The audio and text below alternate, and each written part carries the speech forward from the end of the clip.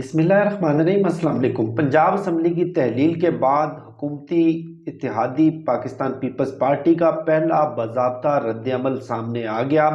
और उसके साथ साथ पाकिस्तान मुस्लिम लीग नून ने बाकायदा तौर पर तहरीक इंसाफ के सामने घुटने टेक दिए और कुछ आला सतही राब्ते हुए। वफाक के अंदर निगरान हुकूमत की तश्कील और आइंदा आम इंतखाबात के हवाले से भी कुछ अहम तरीन डेवलपमेंट्स हुई हैं। लेकिन उससे पहले जो अब तक की सबसे बड़ी खबर है वो कराची, हैदराबाद और ठट्ठा में होने वाले जो इंतखाबात जो 15 जनवरी को मुनक्कद होने थे वो पोस्टपोन कर दिए गए हैं। अब से कुछ देर पहले शर्जील इनाम मेमन ने एक प्रेस कॉन्फ्रेंस में इसका बाज़ाब्ता ऐलान किया और इस पे सबसे ज़्यादा तहफ़्फ़ुज़ात जो मुत्तहदा कौमी मूवमेंट है उसको थे। और मुत्तहदा कौमी मूवमेंट ने ये धमकी दी थी कि अगर ये इंतखाबात नई हल्का बंदियों तक मुलतवी ना किए गए तो ना सिर्फ हम इन इंतखाबात का बाइकआउट करेंगे बल्कि हम वफाकी हुकूमत से अलहदा भी हो सकते हैं। इस हवाले से 48 घंटे की डेडलाइन दी गई थी, लेकिन लगता यह है कि पीपल्स पार्टी ने MQM के इस मुतालबे के सामने सरेंडर कर दिया और पंजाब असम्बली की तहलील के फौरी बाद मौलाना फजलुर रहमान, नवाज शरीफ और आसिफ अली जरदारी का राब्ता हुआ। और आसिफ अली जरदारी के हवाले से एक दिलचस्प बात मेरे जहन में आ गई, मैं आपके साथ शेयर कर लेता हूँ कि एक गांव में नौजवान खजूर के दरख्त पर चढ़ गया और बड़े मज़े से उसने खजूरें खाई। लेकिन जब नीचे उतरने लगा तो नीचे उतरने का उसे तरीका नहीं आता था, फंस गया। शोर शराबा मचाया, गांव वाले इकट्ठे हो गए। किसी ने मशवरा दिया कि दाना बिना एक यहाँ पे बूढ़े बाबा जी रहते हैं, उनको बुलाएं, वो कोई तरीका निकालेंगे। बूढ़े हकीम जी को बुलाकर लाया गया। हकीम जी ने आकर सूरत हाल का जायज़ा लिया, दरख्त की पैमाइश की और बुलंदी का उन्होंने अंदाज़ा लगाया और उसके बाद कहा कि जितनी दरख्त की बुलंदी है उसके साइज़ का एक रस्सा लेकर आया जाए। रस्सा आ गया, उसके बाद रस्सा फेंका गया, नौजवान ने अपनी कमर से बांध लिया और उसके बाद बूढ़े हकीम ने कहा कि रस्सा खींचो। जैसे रस्सा खींचा और नौजवान नीचे गिरा और इन्ना लिल्लाह हो गया। गांव वालों ने बड़ा शोर शराबा मचाया, जो लवाकिन थे उन्होंने हकीम को पकड़ लिया, ठीक ठाक दुर्गत बनाई। तो वो बेचारा कहता कि मेरा क्या कसूर, इस तरीके से मैंने 3-4 लोगों को कुएं से भी निकाला था। तो बिल्कुल इसी तरह आसिफ अली जरदारी ने भी हाथ खड़े कर दिए और ये कहा कि बिल्कुल इसी तरीके से मैंने जो गुज़श्ता CM पंजाब के इलेक्शन थे उसमें मुस्लिम लीग काफ के 10 वोट तोड़ने की कोशिश की और इसी तरीके से मैं माजी में भी जोड़ तोड़ करता रहा हूँ। और इस मरतबा मशवरा ये दिया है कि आप पंजाब असम्बली की तहलील के खिलाफ अदालत जाएं, लेकिन आर्टिकल 112 बिल्कुल वाज़ेह है आइन का। पंजाब असम्बली की तहलील ये आइनी अख्तियार है वज़ीर आला का और एतमाद का वोट लेने के बाद कोई इस तरह की गुंजाइश नहीं बच जाती। अब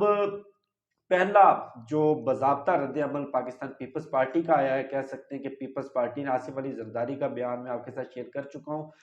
कमर ज़मान कायरा ने शाहज़ेब खानज़ादा के प्रोग्राम में बात की और मुस्लिम लीग नून के कदमों तले ज़मीन उन्होंने खींच ली है, ज़मीन सरका दी है। और कहा यह है, पीपल्स पार्टी का मौक़िफ़ ये है कि हम तो पहले दिन से ही कहते थे, हाँ हम तस्लीम करते हैं कि इमरान खान की जीत है, हम मुबारकबाद भी पेश करते हैं, हम ये भी तस्लीम करते हैं कि इमरान खान पॉपुलर लीडर हैं, लेकिन इतने वो पॉपुलर नहीं, या तनहा वो ही पाकिस्तान के सबसे पॉपुलर लीडर नहीं। ये बहरहाल कमर ज़मान कायरा के अपने ज़ाती ख़यालात हैं और उनका ये मौक़िफ़ था पंजाब असम्बली की तहलील पर कि हम तो पहले रोज़ से कहते आए हैं कि अगर 2 सूबाई असम्बलियाँ तहलील होती हैं तो इन 2 सूबाई असम्बलियों में इंतखाबात करवा दें। अब ये सूरत हाल बड़ी फ़ेवरेबल है पाकिस्तान पीपल्स पार्टी के लिए और उनको ना तो इस पूरी सूरत हाल से कोई ख़ास सियासी डेंट पड़ा है, ना कोई उनको कोई इतना बड़ा नुकसान। ये तो रजीम चेंज के बाद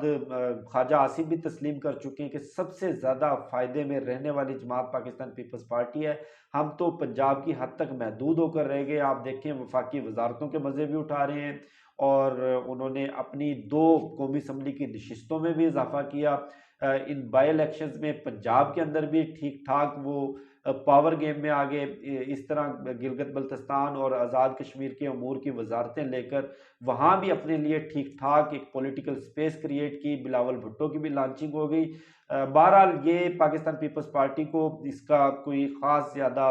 سیاسی نقصان ہونے والا نہیں ہے، اور ان کو پریشان ہونے کی ضرورت بھی نہیں ہے۔ سب سے زیادہ جو پریشانی ہے وہ مسلم لیگ نون کے لیے ہے، کیونکہ آئندہ جنرل الیکشن، عام انتخابات مسلم لیگ نون نے لڑنے ہیں، اور اطلاعات یہ ہیں کہ باضابطہ طور پر رابطے کرنا شروع کر دیے گئے ہیں۔ مسلم لیگ نون کی سیاسی قیادت کی جانب سے تحریک انصاف کے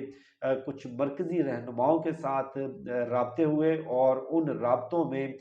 پیشکش یہ کی گئی ہے کہ پنجاب اسمبلی میں نگران حکومت کی تشکیل اور وفاقی سطح کے اوپر جو نگران سیٹ اپ اور آئندہ جنرل الیکشن کی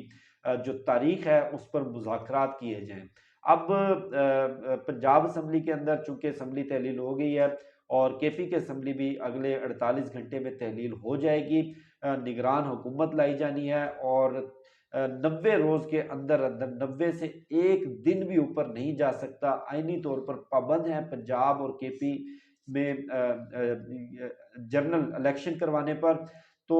صورتحال کچھ اس طرح سے بنتی ہوئی نظر آ رہی ہے کہ پیپلز پارٹی کو، پاکستان مسلم لیگ نون کو، اتحادی جماعتوں کو، پورے سسٹم کو یہ ریئلائز ہو چکا ہے، اس بات کا احساس ہو چکا ہے کہ اب عام انتخابات میں جائے بغیر کوئی چارہ نہیں ہے۔ میکسیمم گین کرنے کی یا میکسیمم پولیٹیکل سپیس لینے کی کوششیں مذاکرات کی ٹیبل پر ہی ڈیفینیٹلی یہ سب کچھ ہوگا، وہ اس کا باضابطہ آغاز ہو چکا ہے۔ اس کے ساتھ ساتھ مسلم لیگ نون کی جو پارلیمانی کمیٹی کا یا پارلیمانی لیڈرز کا اجلاس ہوا، نواز شریف نے اس کی قیادت کی، بڑی باز پرس کی گئی، لیکن مشورہ یہ دیا گیا ہے کہ مریم نواز فوری طور پر پاکستان واپس آئیں، مریم نواز قیادت کریں، اور وہ الیکشن کی کمپین چلائیں، وہ لیڈ کریں، پارٹی کو یکجا کریں، اور پارٹی کے لیے جو دن بدن سیاسی سپیس ختم ہوتی جا رہی ہے وہ کوئی اس کا سلوشن نکالا جائے۔ لیکن فی الحال نواز شریف کی وطن واپسی، پاکستان واپسی ابھی تک کی اطلاعات کے مطابق وہ بے حد مشکل ہے، کیونکہ ان کا جو مطالبہ تھا وہ یہ تھا کہ پنجاب میں جب تک مسلم لیگ نون کو اقتدار نہیں ملتا وہ پاکستان واپس نہیں آئیں گے۔ اگر وہ پاکستان واپس آتے ہیں، وہ عدالتی اشتہاری ہیں، مفرور ہیں، سزا یافتہ مجرم ہیں، ان کو فوری طور پر دھر لیا جائے گا، اور صرف وفاق کے 27 کلومیٹر میں ان کی مسلم لیگ نون کی اتحادی حکومت برقرار ہے۔ اب ایم کیو ایم کا سب سے بڑا سوال، جو ان کے سب سے بڑے مطالبات تھے وہ مان لیے گئے، لیکن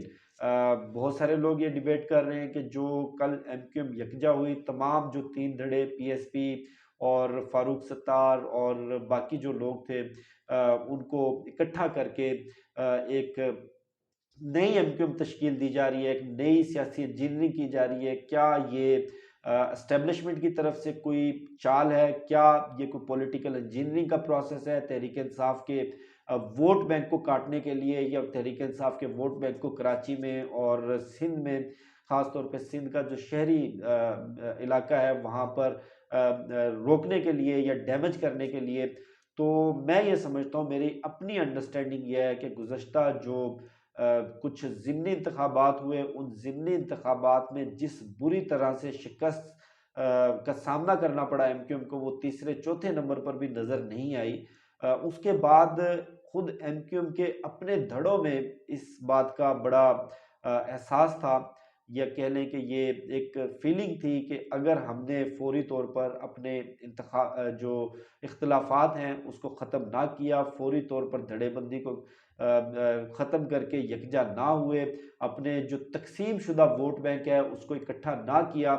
تو کہیں یہ نہ ہو کہ جو 7-8 نشستیں قومی اسمبلی کی یا 20-22 نشستیں صوبائی اسمبلی کی سندھ میں ہمیں ملتی ہیں، آئندہ سیٹ اپ میں یہ بھی نہ مل سکیں، اور ہم پاور پالیٹکس سے، پاور گیم سے بالکل آؤٹ ہو جائیں۔ ایک یہ چیز بھی ہے، اور دوسری طرف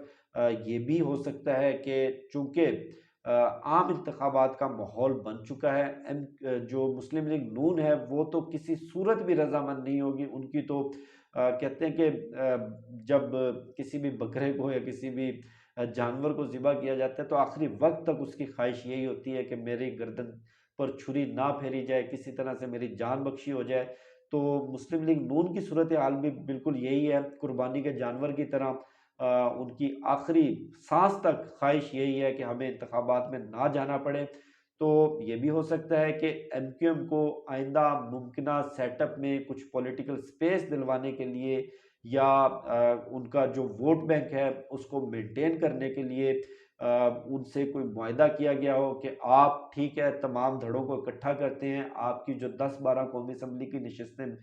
بنتی ہیں وہ ہم میک شور کرتے ہیں آپ اس حکومت سے الگ ہو جائیں۔ کوئی بھی بہانہ کر لیں، بہانے بازی اور مطالبات وہ واضح ہو چکے ہیں۔ یہ بھی ہو سکتا ہے کہ واقعی تحریک انصاف کو کاؤنٹر کرنے کے لیے، کیونکہ 20-22 قومی اسمبلی کی نشستیں کراچی کی بنتی ہیں، صرف کراچی سے، غالباً میں اگر غلط نہ ہوں تو، اور گزشتہ 2018 کے انتخابات میں جو ان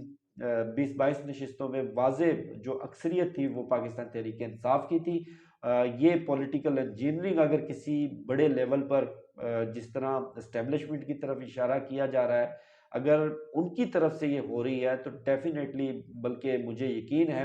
کہ جنوبی پنجاب میں بھی کوئی اسی طرح کا بڑا الیکٹیبلز کا دھڑا سامنے آئے گا۔ اسی طرح سینٹر پنجاب میں بھی جو